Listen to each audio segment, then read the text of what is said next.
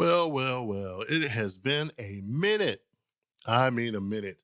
And it's good to be doing this again, although I'm kind of here by myself doing this new initiative, which is, trying to bring and breathe some life into something we've been doing for a while.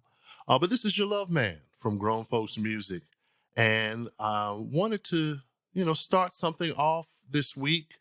This is a companion to our Inside the Album podcast series, which we've been doing for a while, and love all things that are related to that. Our Prince and Prince related podcasts that fall under that category, as well as some other artists that we have profiled over the years. This artist that we're going to talk about today. So this is breathing life into Cover Me Sundays. And the artist, if you recognize those opening bars that I played a little bit, it was none other, than Anita Baker, and Caught Up in the Rapture from her 1986 album Rapture. And wanted to talk a little bit about that recording, songwriters, as well as play you some snippets of a few covers. The song has been covered a number of times. Some were really good, and some are different. And we'll talk about that a little bit. But this program, this platform is really just about the song. Not anticipating these episodes to be long listenings, but something to just kind of get you thinking about the background of the song, the background of, a little bit about background of the writers, and so forth and so on. So without any further delay, the reason I played that, I will go back to that. So the reason I played a little bit, first of all, that intro, that chord sequence there is very, very, you know, pardon the pun, instrumental to the song. I mean, it's very identifiable when you hear that. And one thing that I was talking on Twitter the other day, I was doing a thread. We recently passed, I guess it was 34 years since Rapture has been released. I think it was this past Friday. Some folks marked that occasion. And I just talked about how that song, this song in particular, and the album was a window for me as a aspiring musician to want to learn more about music. At the time that the record came out, I was in high school and didn't really play a lot of piano. Was mainly playing saxophone, but this song made me want to learn, and I went through the whole process of pretty much learning this song note by note, very, very slowly. And I often tell people that when you hear this, the opening chord, that's that a D major ninth chord. That's like saying hello in Anita Baker world, because you find that, coming back so far, just often. It's just a familiar sound. So that's used in this song. It's used in Giving You the Best That I Got. It finds its way in Talk to Me, and then in other keys. If we were to do it in A, that terra firma, that chord, that starts off Sweet Love, or the record keys in B flat to it.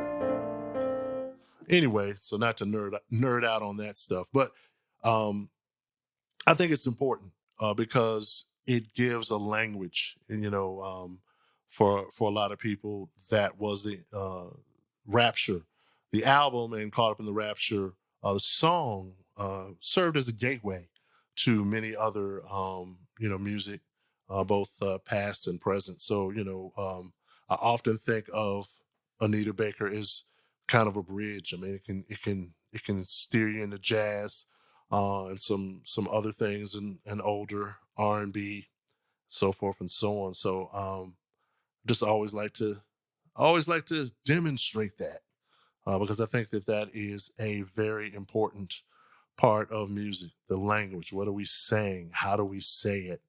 And so let's actually, I had something I wanted to share before I get into talking about these fantastic songwriters. So that little Twitter thread that I did on Friday, again, I've stated the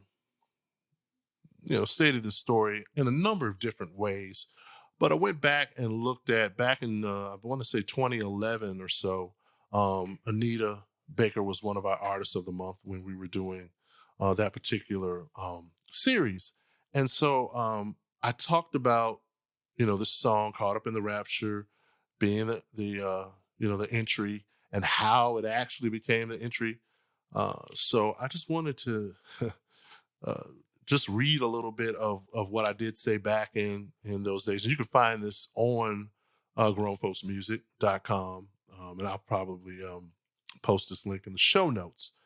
Um, but again, this can come up to present time because it's an age old debate, and people are always talking about the state of R&B. So this paragraph reads, I was watching an interview a few weeks ago where someone was lamenting about the state of R&B music in the 80s and how it was a very mature arena and how the music wasn't youth driven at all.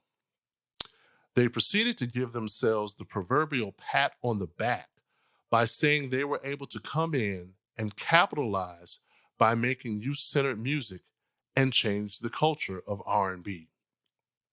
Yes, that did happen. Was it for the best? I don't know. But I will say this. There was a time where you could find a teenager listening to Anita Baker right along with Public Enemy, Boogie Down Productions, and whatever else. Is there an equivalent of that these days? Truth be told, Anita Baker was in her 20s when Rapture was released, and her musical statement was as mature as you can get. Why do you have artists these days who are older, some by more than a decade, releasing material that is primed for middle school playground conversation? And then I go into the postscript just to say the live clip, which I will post in the post as well. Um, it is a favorite because you get to see Gerald Albright, one of my favorite musicians and a saxophone player, but he's on bass on this set on this gig, and I know about his bass playing from those days in the '80s. So yeah, that's just something for your consideration. Youth movement, yes. The pendulum seems like it could be swinging back. There's some folks that are out here doing some things, and I'm not saying I don't think uh, you know youth or adult oriented material. I'm not placing a premium on either one. I think the question is, and it will always be a question of balance, right? So we haven't had balance in a very, very long time.